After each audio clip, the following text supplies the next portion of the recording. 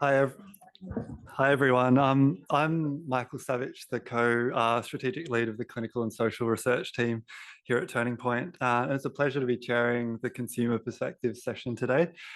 Before we begin, I'd like to also acknowledge the traditional owners of the unceded lands on which we are on, the Wurundjeri people of the Kulin Nation, and pay my respects to elders past and present.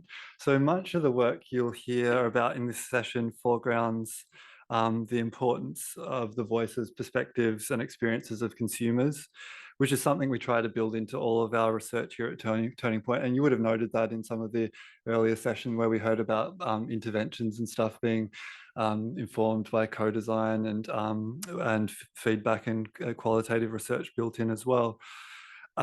We do that out of a recognition that engaging with consumer perspectives is critical to ensuring that care and interventions are not only effective, but they meet the needs of the communities we serve in a sensitive, respectful, and appropriate way. That's a bit of a background to the session. Also, just a quick reminder to scan the QR code to vote for your favorite presentation in this session. And to kick off, we'll begin the session with a presentation from Megan Sektig and Shane Yin Chu, who are research assistants from the National Addiction and Mental Health Surveillance Unit. Megan and Shane will be presenting about outcome monitoring for Turning Point clients.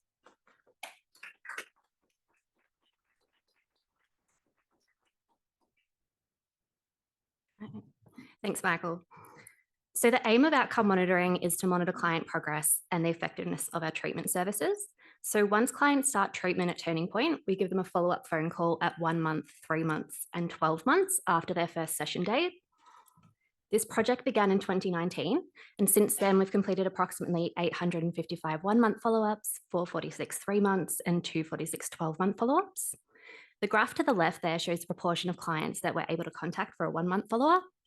So around 46% of those that we contact complete the follow-up, 44% we just can't seem to get a hold of, and 10% decline. At their assessment appointment, clinicians administer the self-completion form, which includes measures of substance use, health and well-being, and psychological distress.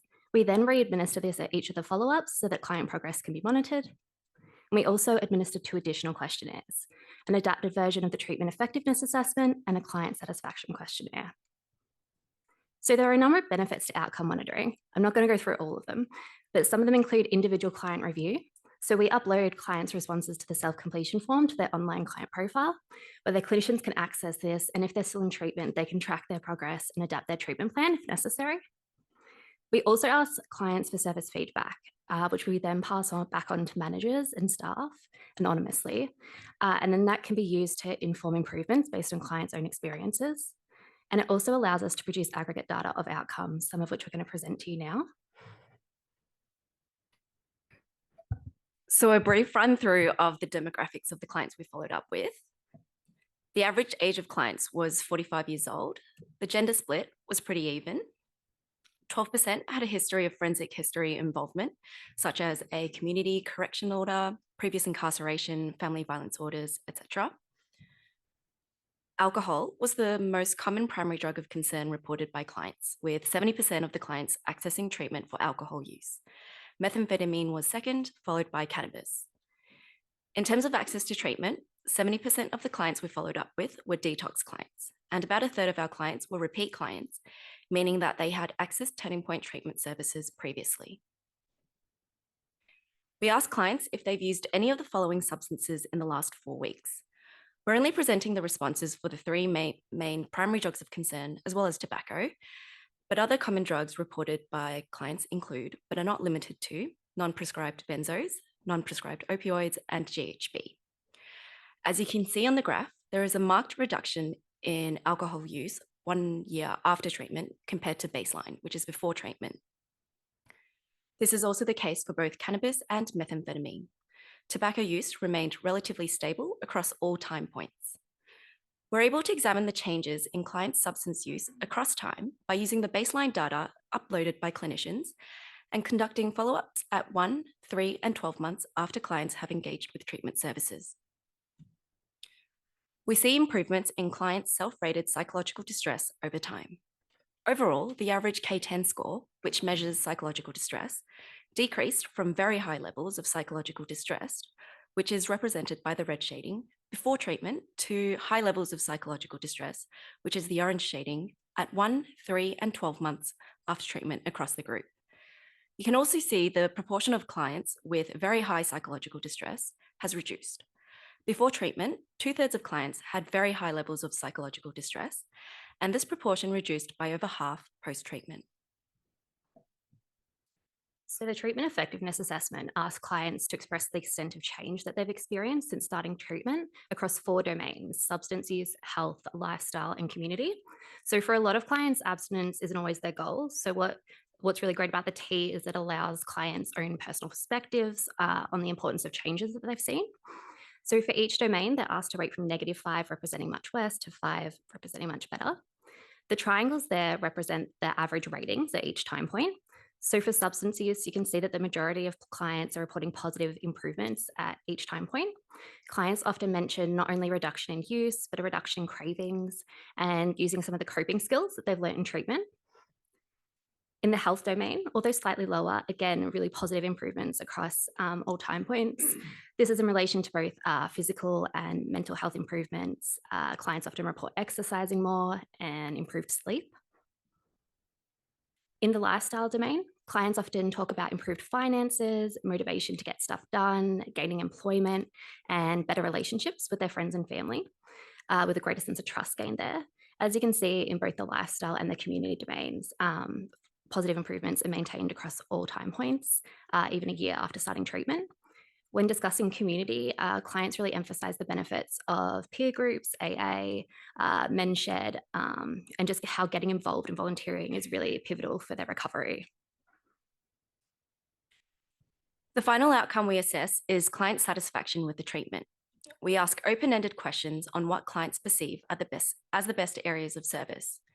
In terms of counselling, the themes that clients most commonly mention include the non-judgmental nature of their counsellors.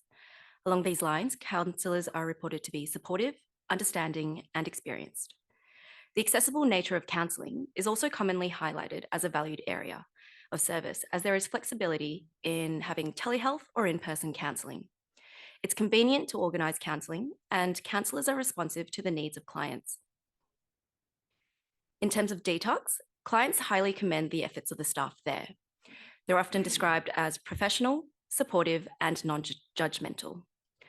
The activities are also another highlight commonly mentioned by clients. The Detox Centre has a range of group program activities, including yoga, meditation, and walks. They've also got a pair of therapy rabbits, which you can see on the top right corner, named Latte and Mocha, that clients take turns looking after. The routine of everything, including the chores, has also been commended as a good way to promote inclusivity and accountability. Importantly, the atmosphere is often described as safe, and clients report good connection with other clients. Along with the best areas of service, we also ask clients what they think could be improved. We have some detox feedback comments on the left here in orange. Clients often mention their desire to stay longer, wanting more lived experience staff at Detox, and more variety in activities. In the past, clients mentioned that they would have liked follow-ups and check-ins after leaving Detox. Our role in passing on client feedback has led to an improvement to the service so that a peer worker will now check in on clients within 3 weeks after they've left Detox. On the right in purple, we have some counselling comments. Similar to the desire to have more lived experience staff in Detox, clients would also like to see more counsellors with lived experience. The wait time and intake process are other areas which clients feel could be improved, and clients also often mention their desire to have more counselling sessions.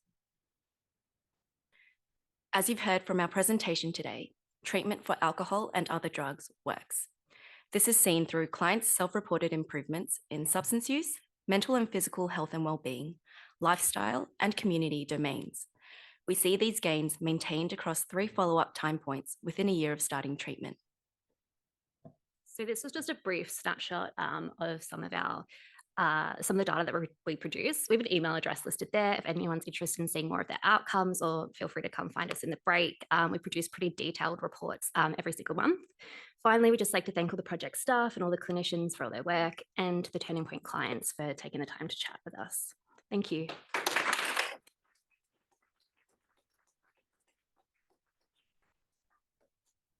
Thanks so much, Megan and Shane. That was excellent and a really great and important, valuable project. Really excellent to see clients' own assessments of progress being included, and that feedback loop into the quality improvement activities at the service, which is excellent. Next up, we have a string of presenters from the clinical and social research team, including Dr. Tony Barnett, who's a research fellow in our team, and we'll talk about clients' experiences of long-acting injectable depot buprenorphine.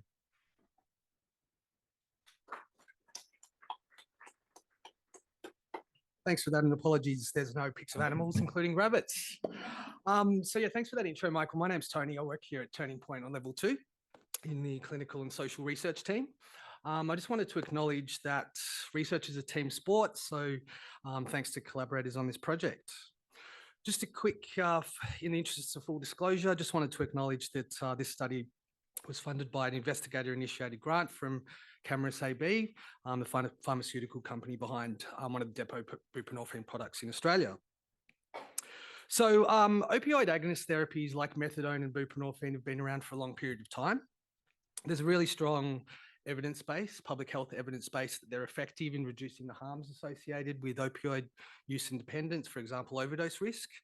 However, typically they've involved really strict treatment programs. So clients attending pharmacies each day, which sometimes in the literature has been referred to as liquid handcuffs. So really onerous treatment programs. In order to, at least the promise is, in order to address some of those issues, a few years ago, a new treatment became available in Australia. The full name, but it's a bit of a mouthful, long-acting injectable buprenorphine. I'll just refer to it as depot buprenorphine for the presentation. But I just wanted to give you a quick, just present a schematic about how the drug actually works. So instead of a client going into a pharmacy each day, depot buprenorphine comes in weekly or monthly formulations involving an injection. The drug is the same, so buprenorphine is the same active ingredient, but the method of delivery is different. So it comes in a weekly or monthly formulation.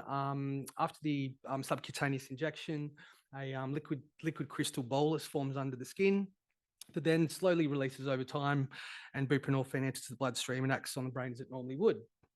So a few years ago, depot buprenorphine became available in Australia, and there's been some clinical trials that have provided strong evidence that it's safe and effective in treating opioid dependence. However, what happens is often with these clinical trials, we average out quality of life measures and stuff like that. So individual clients' experiences can sometimes be elided or not taken into account. So that was the real aim of this study, to explore clients' experiences of being prescribed depot buprenorphine, and also to see what impact that might have had on their life. So I don't want to get too stuck, too bogged down in the methods or theory, but rather I'm about to introduce a couple of participants from the study shortly. But just to give you a brief idea, and I'll provide a link to a paper later where you can read more about this if you're interested. We interviewed 30 people who were currently on depot buprenorphine treatment from New South Wales and Victoria. It was about a 50-50 split in terms of gender, with a mean age of 47 years. But because we are in the consumer perspectives stream, I thought I'd introduce you to a couple of consumers who were very, very vocal and who wanted their stories to be told about depot buprenorphine treatment. I'm using pseudonyms, and like in the dental ads, I can't show you their faces either. But allow me to firstly introduce Christine. So Christine was in her late 40s. She grew up in suburban Melbourne. She described it as a white picket fence and Commodore type of typical suburban upbringing. She had a lot of things came up in her life in her 20s. She had a relationship where with her partner, she injected heroin for pleasure and for social, as part of a social form of interaction. That relationship broke down. She described that heroin use became a problem. And from her 20s to her late 40s, over that 2-decade period, she was in and out of opioid agonist treatment programs, for example, methadone, and daily dosing buprenorphine. And she ran through her experiences of all those programs. For her, they were quite strict. They presented challenges as for her as a parent by having to line up, for example, in pharmacies with her kids and having to explain to her kids why she was there. And it was also, the treatment programs were also quite costly. At one point, she was on Centrelink, so having to pay a daily dispensing fee was, 20% of her income. So for her, for Christine, moving to depot buprenorphine was a game changer. That's the word she used. Well beyond the biomedical effect of depot buprenorphine, the experience allowed her to view herself in a different way. She no longer had to put a sublingual film under her tongue every day as a reminder of opioid dependence. And she could also engage in other activities like parenting. So just to give you a direct quote from Christine, she said, and this is about her experience of moving to depot buprenorphine, she said, the biggest thing for me with it was that, like, I've got 2 grandkids, 8 and 10, that live down in a regional city, and I can just go down there whenever I want, just on a whim. I don't have to organise the chemist to go and get dosed at. So we see in Christine's example that her experience of moving to this new therapeutic was really positive. However, in stark contrast, I wanted to also introduce Gary. So his experience was entirely different. At the time of the interview, Gary was experiencing homelessness as a challenge. He was living in a park in Sydney. We had to do the interview over a few days because his mobile phone kept on running out of battery, and he had to go to the local McDonald's to charge it. But he really wanted to stay in the study, and he wasn't just in it for the $80 voucher. He was really adamant that he wanted his story to be heard. So in contrast to Christine, Gary got a lot of positive affordances from going to the clinic each day to get his methadone dose. Indeed, he described himself as a Methadonian. I thought he said Macedonian when he said that, but he said, no, Tone, I'm a Methadonian. He said, you're speaking to the right guy because I know what I'm talking about. And he did. And he also checked in with me on day 3 to make sure it was okay, which is not uncommon because, we had a very good chat about his story. So, yeah, moving to depot buprenorphine wasn't what Gary expected. Severing that tie with the clinic, where he went each day for methadone, was a disruption to, I guess, a social support that he appreciated. So just to quote him, he said, I think one thing that you've got to make people aware of when you get them onto depot buprenorphine, get a hobby, get something to do, because you're not going to the clinic on a daily basis. So there's a hole in your day. There's there for a couple of hours. Your social scene is going to change because you're not going to the clinic. That was one of the big concerns that I had. What was I going to fill my day with? So the clinical care team that Gary was engaged with were really conscious of this. And they made an effort to provide a lot of support for him. So I just wanted to reflect on a few insights from this. Often in clinical trials, we think of, and I'm not here to attack anyone involved in clinical trials, but I'm just drawing attention to the complexity of real life. Sometimes we think of a person plus a treatment equals a treatment outcome. But what we see in a lot of this type of research, where we really delve into consumer perspectives of new treatments, is that treatment experiences really emerge via a clustering of a whole range of different factors, including client expectations, the rapport with clinicians, the supports they want, their treatment goals, whether they still want to continue using drugs, and this type of complexity around life. So although depot buprenorphine is a singular syringe, it's a singular biomedical intervention, depending on people's context, how it's experienced can be very different. So in terms of how we might sort of view these insights in terms of their influence for practice and policy, I'm not a clinician, I always say that. So if you are a clinician, please bear with me. But the clinicians that co-authored this paper that we wrote did like this idea that, for people moving to depot buprenorphine, the first few months, during the first few dosing cycles, whether that be weekly or monthly, it's really important to check in with new clients about how that change in treatment regimen is playing out for them.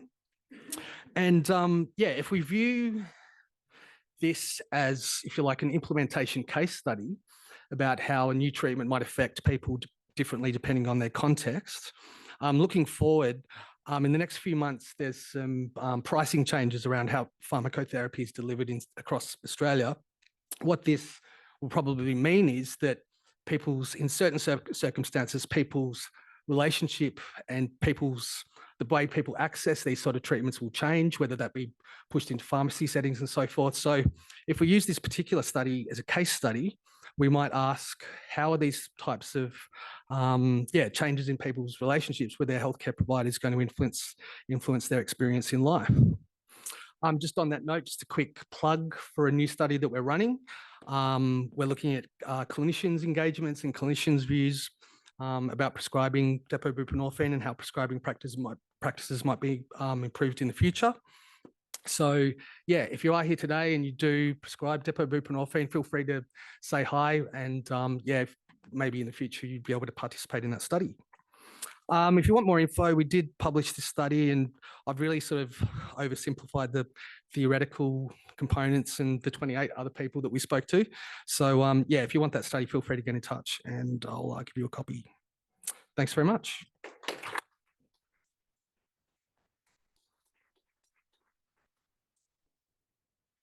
Thanks, Tony. Great work. And a really powerful illustration of the power of, I guess, consumer accounts, but also the importance of attending to the diversity and complexity of those. Otherwise, we might miss important things that might help us attune our care in better ways to the needs of communities and different people. So our next speaker is Dr. Annette Peart, who's a research fellow in the clinical and social research team as well. He'll be talking about telephone peer navigation in people experiencing addiction. Welcome, Annette.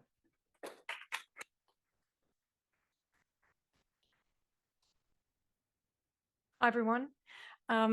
Thank you for allowing me to talk today about this project, our peer navigation project, where we were linking helpline callers to peer workers. And also thank you to Portland House Foundation, who assisted with the funding for this project. So this project aims to address some of the issues that people with alcohol or drug use concerns when they're attempting to access treatment and support.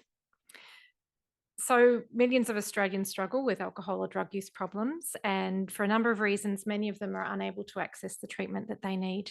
But with the right treatment and support, people can achieve recovery, prevent relapse, and experience an improved quality of life. This project arose from the need to help people with alcohol or drug use concerns to find their way or navigate their way through the treatment and care system. So we're using this concept of patient navigation, and you might have heard of patient navigation in other healthcare contexts.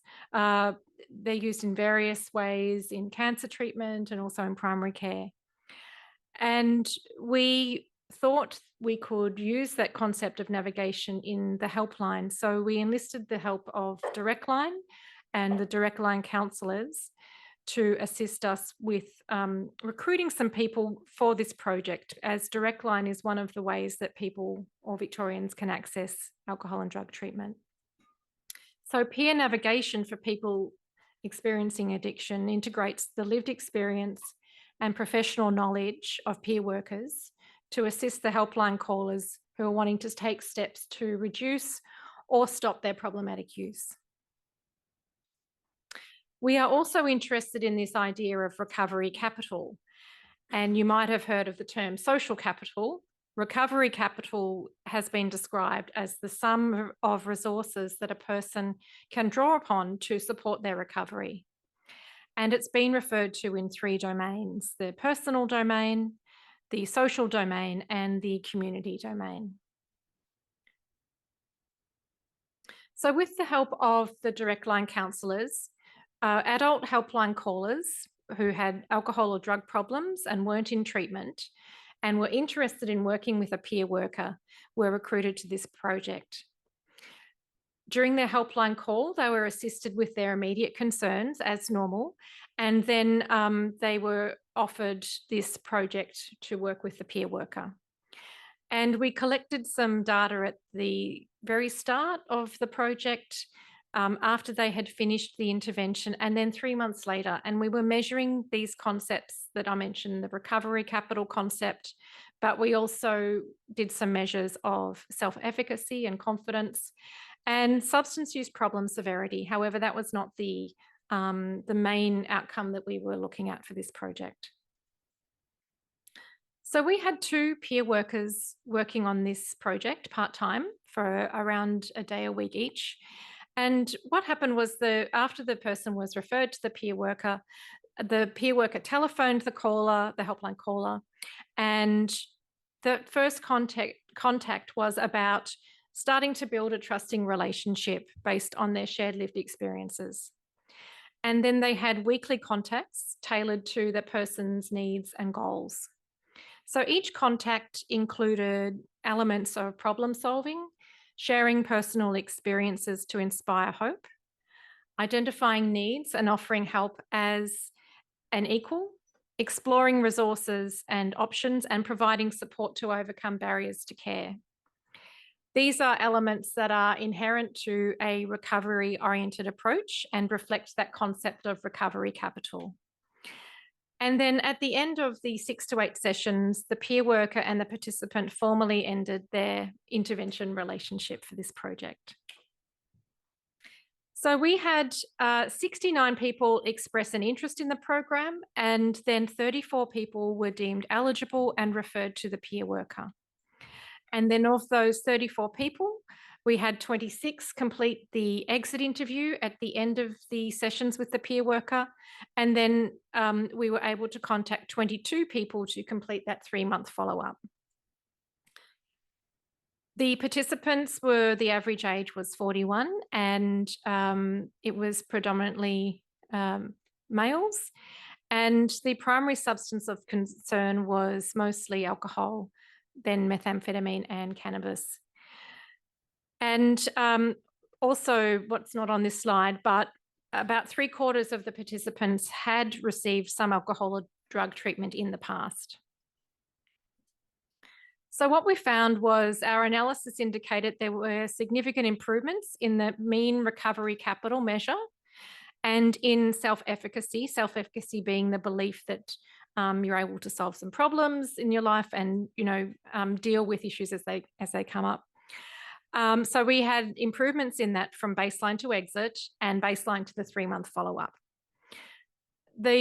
A bonus was that we also had significant reductions in substance use at the 3-month follow-up. And as I said, that wasn't our primary outcome, but that was something we wanted to measure as well. And the participants were satisfied, generally satisfied or very satisfied, and viewed the peer worker pilot project as acceptable or very acceptable. One of our participants was Bronwyn, who was a 57-year-old woman from regional Victoria, and she called Direct Line for help with her methamphetamine use.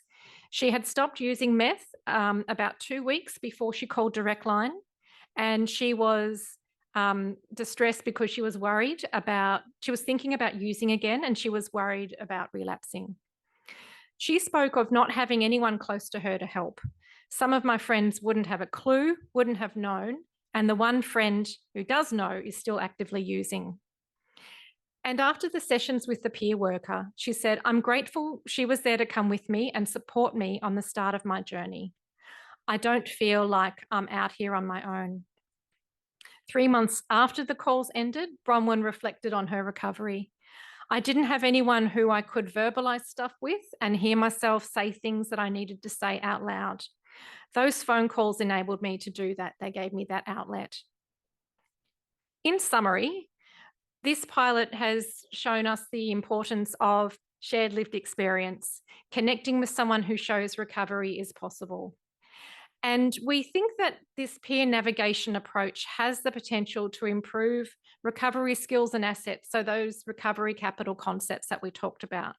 the confidence to manage challenges, and reduce substance use. And we also, although this was not directly measured, we think this would help with alleviating the impacts of stigma. Our next steps are to do a larger trial and to expand to other service options such as treatment waiting lists and potentially post-treatment support. Finally, I'd like to thank the Direct Line supervisors and the Direct Line counsellors who helped with this project, the Self-Help Addiction Resource Centre who assisted us with the peer workers, and also the Portland House Foundation for their financial assistance. Thank you.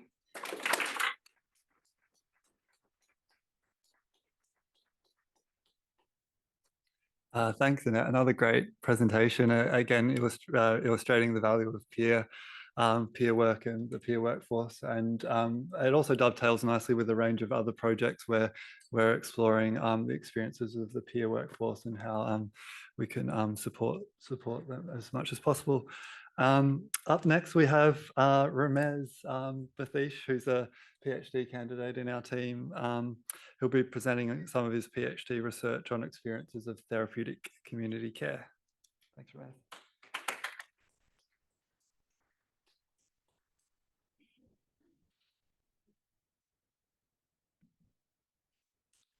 Everyone. So yeah, today I'll be talking about some of my early findings coming from my PhD, looking at what constitutes good care in therapeutic communities. And so to start, just a bit of background about care. So while people have long been enamored by the often elusive cure implied in biomedical treatment, its quite accomplished care has received relatively little attention. Indeed, interest in care and caring in the academy only really arose in the 1970s amongst nursing and labour scholars who proposed feminist theories of care as a counterpoint to the privileging of male-dominated work in the public sphere. Despite concerted efforts from these scholars and others, care and caring remains a relatively invisible labour still, and what care is, how it works, is not well studied or understood, especially compared with other kinds of biomedical healthcare interventions. And as we'll show, care is often different in different contexts. And so too, care practices in therapeutic communities have unique features. Therapeutic communities, or TCs as they're called, are also just colloquially called rehabs, but they're actually a particular kind of long-term abstinence-based rehab for alcohol and other drugs. Open Roads is a large TC in Eastern Australia where I conducted my research, and it's run by residents in concert with professional staff and ex-graduates and ex-residents. Open Roads, the program there provides long-term living in a rural setting, requiring people to learn to take part in practices of collective care, participation in practices of caring for other residents, caring for the therapeutic community, maintaining social life, participation in cooking, cleaning, and other collective labours. Care and caring, however, are really central to controversies around whether, how, and why TCs work, which is still today not well understood. TCs are commonly referred to as a black box, largely because it's, the mechanisms that underpin them are really not well understood at all. And despite this, scholars have paid little attention to care practices in TCs. And so in this study, we aimed to examine what constitutes good care at Open Roads by analysing how care practices attend to the needs of multiple people and groups, and that's what we call attending to the needs of multiple objects of care. I conducted an ethnographic study over the period of about 18 months. This involved an intensive sort of fieldwork phase involving participation in and observations of group work, social life, staff meetings. I conducted 41 in-depth interviews with residents and staff, talking to them about their journey through treatment and their experiences of care at Open Roads. And also I did some intensive documentary analysis looking at program manuals, also case notes and other documents. And in this study, we are thinking with the work of Anne-Marie Moll and her work on the logic of care. And so I want to turn now to 3 excerpts from our study. And firstly, I want to talk about how care has multiple targets, aims, or what we're calling multiple objects of care. And here are some field notes on the screen that I took observing an intake into Open Roads, where a young woman, Mary, was being transferred from prison where she'd been on remand for a number of months. In this observation, I was struck by how caring involved attending to both Mary's interests and needs, but also the interests and needs of Open Roads, the therapeutic community and the residents there. For instance, I observed the intake clinician take great care in attending to Mary's kind of immediate situated concerns, to ease her anxiety, to give her reassurance, to tell her that this was for the best, even though that may not have been clear in that moment, and also to communicate understanding and empathy. But there is the community of people at Open Roads whose care needs need to be factored as well. How will Mary fare in the pressurized environment in the TC? What is her mental health like? How does she relate with others? What are her needs? And how do these align with the needs of people at Open Roads? And so the intake clinician needed to assess this, to kind of weigh this up, and to weigh these care imperatives against each other in this moment of caring. In the second excerpt, I've got an account from Angelo. He's a middle-aged senior resident from Open Roads, and he describes here a key moment in his progress through the program. Angelo had invited his parents for a visit. He hadn't seen them for close to a year, as he'd been in custody prior to coming into Open Roads. Angelo's relationship with his family had fallen apart, and so tensions were high, and Angelo had quite a serious argument with his parents, and they ended up having to leave because he got upset and angry. And because of this, Angelo was nearly exited from Open Roads. He faced a number of disciplinary consequences, lost some privileges, was bumped back in the program. There are a number of therapy groups run with him and his peers and TC staff to kind of work out what was the best thing to do. And it was decided to set up some family counselling for Angelo and his family. And this is something that Open Roads don't normally do. In this third account, we have River, who is a resident who'd been to Open Roads a number of times. And here, River details how they need to do lots of self-care to take time out of the program because they have strong emotions. Their emotional cup overflows easily, as River puts it. And River's account not only highlights the importance of taking time out for respite and to recover from the demands of daily life at Open Roads, but also that there are often tensions between various care imperatives in the therapeutic community, tensions between care needs of individuals and also the needs of various groups.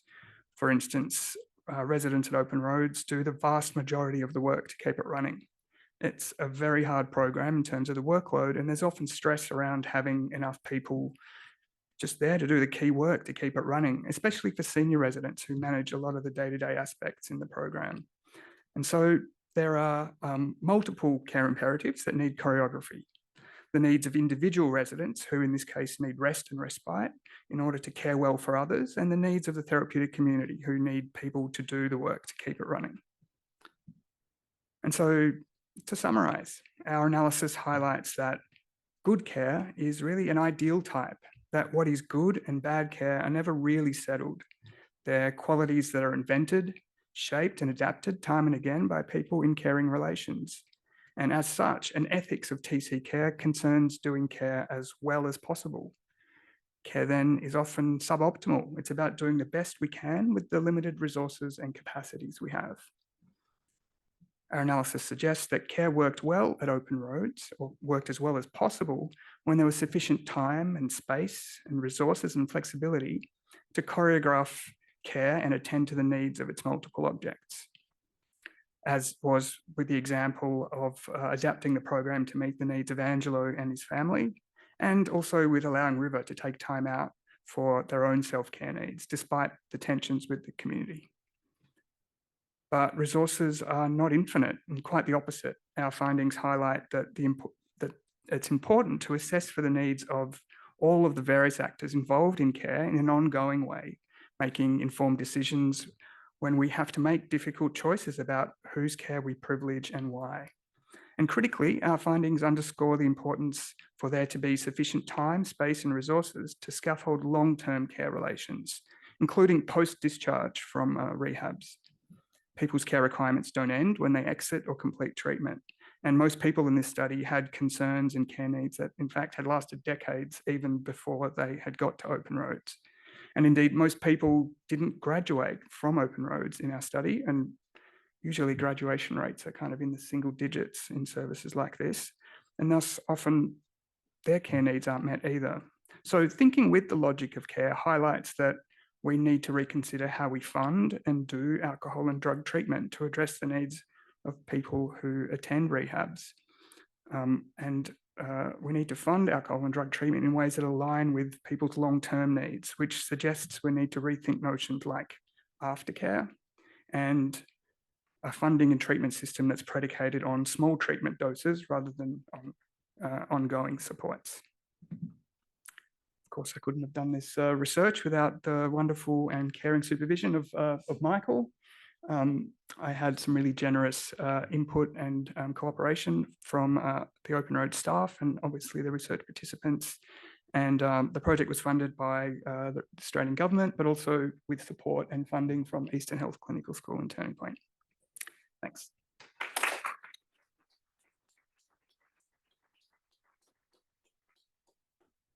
Thanks, Shemay. It's excellent work, although I may be a little bit biased in saying so, but a really great example also of how careful long-term engagement in the field and with the communities that we're working with can generate some really rich insights when it's paired also with some theory, which is something we try and do in lots of our projects as well. That brings me to almost the end of our session, and if you can endure my voice a little bit longer, I'm going to be presenting on some insights from our alcohol culture change project called the Hospo Drinking Cultures Project, sorry, which used animated documentaries to try to facilitate culture change amongst male hospitality workers. And I thought this was just a really nice example, another example of how consumer accounts and stories can amplify culture change and help to generate change.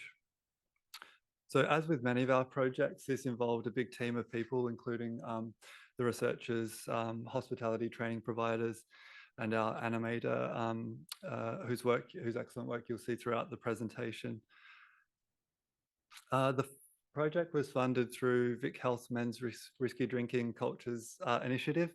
The initiative aimed to address men's overrepresentation in alcohol harms and change men's risky drinking cultures, which really rests on an idea of culture as changing and changeable, which brings me to the big question of how to facilitate culture change and why. Sorry. And this is indeed a big question, and I think there's a mountain of hope around culture change. As you can see by the headlines on the screen there, culture change is touted as a solution for just about any health or social issue. But when you scratch beneath the surface a little and the clickbait articles and some of the organisational pop psychology, it's clear that we aren't really well equipped with appropriate knowledge about and tools about how to do culture change. This is where our Hospo Drinking Cultures project sought to contribute some insights.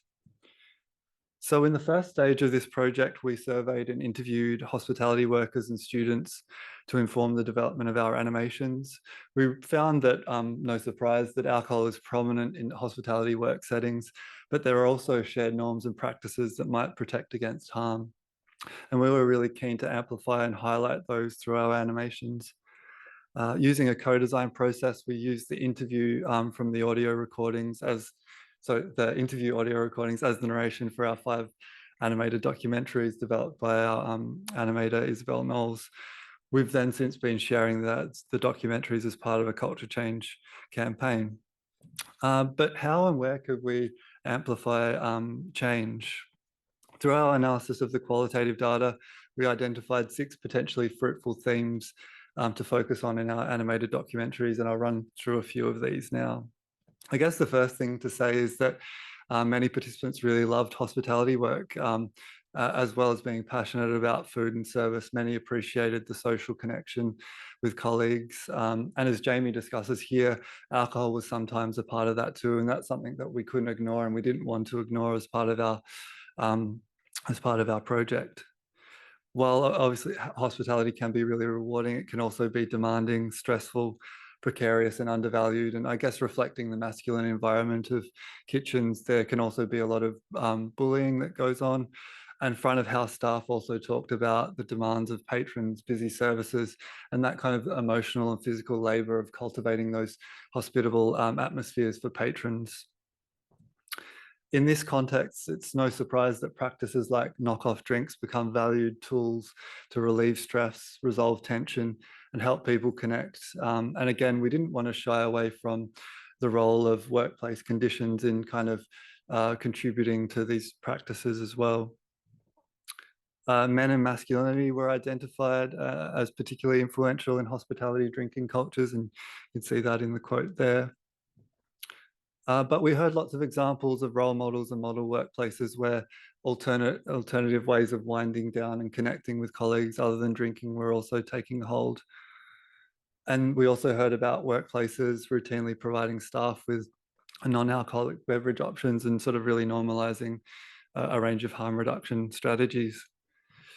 But why use animations for culture change? I mean, there are lots of tools that could be used. Why animations? Well, there's a growing evidence base around the potential usefulness of animation for public health efforts. This really emphasizes that it can be engaging, well-received, sensitive to representation, and can enable rich depictions of complicated, emotional, and challenging experiences and topics. In our project, hospitality workers, when we asked them, were also skeptical about paternalistic public health approaches that kind of don't do this or do that kind of stuff, or telling people what to do, that don't really engage with people's complex experiences of drinking. They also recognize that animated documentaries are a form of storytelling, and sharing stories, as we've heard from other projects, can also facilitate conversation and connection. And we also know that stories can do lots of things, including reflecting, amplifying, disrupting, and changing cultural norms. And that insight is at the heart of several great stigma reduction initiatives in our area and beyond. And you can see a few of those on the screen that we really took inspiration from. Unfortunately, something's gone a bit skew off with the slide, but we also don't have time to show the animations just now, but please peruse through those on the Hospo Drinking Cultures website if you're interested in seeing those. A few little learnings or insights from the development process, which maybe others might be interested in if you're considering animation. I guess the first thing to say is that it involves making lots of decisions, which can be really overwhelming. But there are a few things that kind of helped us along the way. Having a pretty clear idea about the aims and the themes and tone you're after is important. For us, that meant, I guess, being positively framed and non-stigmatizing, and as is having an excellent animator and striking a balance between informing and entertaining. We sometimes in the conversations with the animator, there was sort of these back and forth about this is a really engaging or interesting story to highlight, but it didn't quite gel with the sort of, I guess, the culture change goals that we had. So there was sort of some interesting conversations and compromises that need to be made. I guess it's a bit of a buzzword at the moment, but co-design ensured that the animations resonated with hospitality workers. For for us, that also meant not completely ignoring people's experiences of pleasure and social connection through drinking. And I think if we did that, if we ignored that, we risk losing credibility and losing our audience. I guess co-design can also help with, but not guarantee serious consideration of representation. Sometimes it could be, and obviously this is important, but it could be just little things like how people are depicted in the animations. But beyond that, it also thinking critically about how we're depicting the problem and the solution, people and their experiences. Are we sort of blaming individuals for the problem, or are we sort of contextualizing it and thinking a bit more broadly about what that is and how we could address it? As you can see on the screen, the reaction has been really positive, which we're thankful for. And the animations also stimulated lots of thought about drinking and work, which was really encouraging. So we've been sharing the animations and our website content via an online campaign, which you may have seen, and that's been getting lots of traction. I think it's reached over 100,000 people, which is great. But we've also been embedding the animations into TISM hospitality courses so students can engage with them and hopefully bring some of the insights into their work and workplaces. In case you'd like more information, please visit the website. And I guess just to finish with what do we make of all this? Well, I think we can say that alcohol is prominent in hospitality work settings, as it is in lots of work settings, and practices like after work drinks arise partly because of the demands of hospitality work. But there are also shared norms and practices that might protect against harm. Although further research on the impact is needed, I think we can say that animations may be useful tools for alcohol culture change, and we're sort of testing this out with older adults in another culture change project as well. I guess involving consumers and the target populations in the process of developing culture change or initiatives or any program or treatment is a no-brainer. Often, as we saw in our project, people are already living and doing the change. So I think our role as researchers and practitioners might be more fruitfully reimagined as amplifying and supporting that change rather than driving it. And I think it's a big task, but trying to cultivate those hospitable working conditions and environments is really important. And I think it's important for culture change efforts to kind of not lose sight of those bigger systemic issues, because I don't think animations on their own are a panacea or going to fix things in the longer term. But thanks to everyone that was involved, and yeah, thanks to you all for listening. And yes, that's it. And yeah, don't forget to vote for your favorite presentation in this session using the QR code there.